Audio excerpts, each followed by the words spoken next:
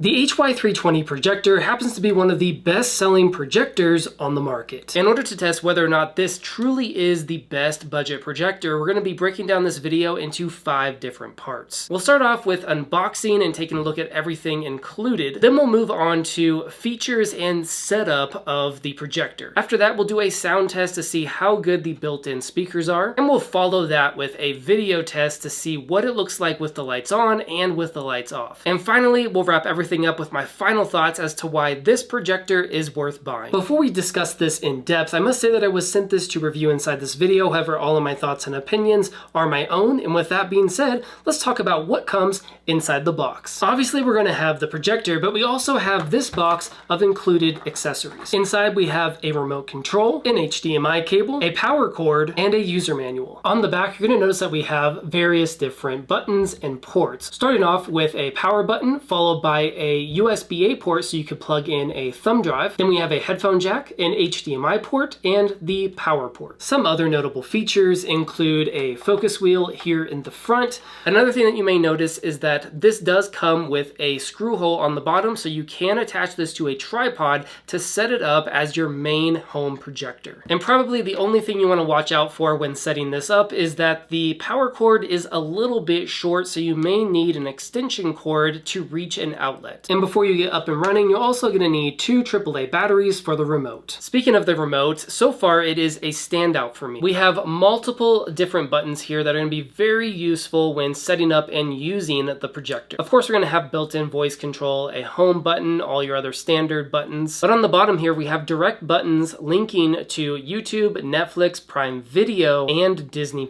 All of that is going to be super helpful, especially if you use those subscriptions. When it comes to setting up a projector like this, the first thing you're going to want to do is find a steady level place to put it or mount it. In my case, I mounted it on a tripod. Then after plugging it in, I was ready to set up the display. We will go ahead and turn it on using the remote. And of course, we could use the focus wheel here on the front to get the best looking image that we can. So the first thing that we have to do is set up Bluetooth remote pairing. So I'll click left and right here. Then after that, the Bluetooth remote is paired, and I'll click on English, United States, and then we can connect to the network. Then we get to see the home screen. This is what it looks like with all the lights off, and I highly recommend using it this way because you're going to get a much clearer and crisper image. As far as the home screen goes, we have all the different types of apps that you could want. Disney+, Tubi, Max, Hulu. You can go into the app section, and this is where you could download even more apps like Netflix, Files, and so many more depending on the content that you want to watch. Beyond your typical apps, you can go to the search icon here and we can use the voice search to find whatever movie or TV show we're looking for. So I could just go ahead and say something like this, Superman, and then it will bring up all of the content related to the word Superman. Next, we have recently used apps. Beyond that, we have different sources, and of course, you could always plug in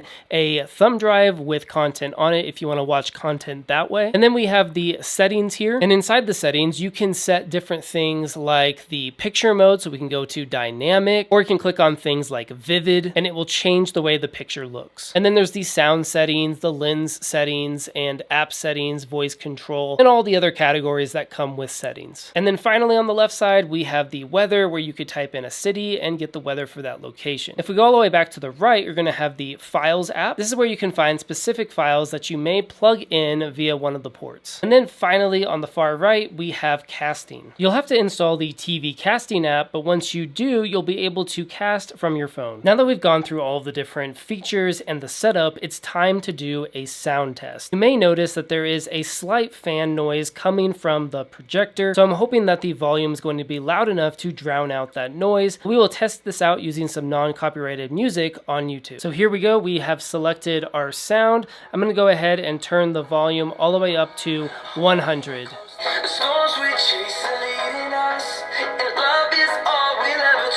At 100, it was plenty loud enough to drown out the sound coming from the fan. Our next test is the video test. We're going to take a look at drone footage with the lights on and with the lights off and compare them to see whether or not this is truly usable with the lights on. So here is the drone footage with the lights on. You'll notice that the image is very drowned out by the light. It's extremely faded and really difficult to see what's going on. And here is that same footage with the lights off. You're going to get much darker blacks blacks and way more vibrant colors. This projector is really only usable with the lights turned off or with some blackout curtains. However, in a dark environment, I would say it's better than good enough. When all is said and done, there's really no argument. This is very much a capable projector. And at the price point, I really think that you're getting a ton of value here. Sure, the bulb and the audio aren't going to be as good as a $1,000 projector, but you always have the option to plug in an external speaker, and you can use this with blackout curtains or just turn off the lights and you'll do just fine. So it begs the question, is this the best budget projector that you can buy? And I would say it's definitely up there. It's got to be top 3 best budget projectors that you can buy. The reason is it has all the features. It has the built-in apps that I've grown to love. It also has a 1/4-inch screw hole here so you can attach this to a stand, and the volume was plenty loud enough to drown out the sound of a fan, which is really all I care about. So in conclusion, I definitely think it's worth buying. Thank you so much for watching this video review, and I hope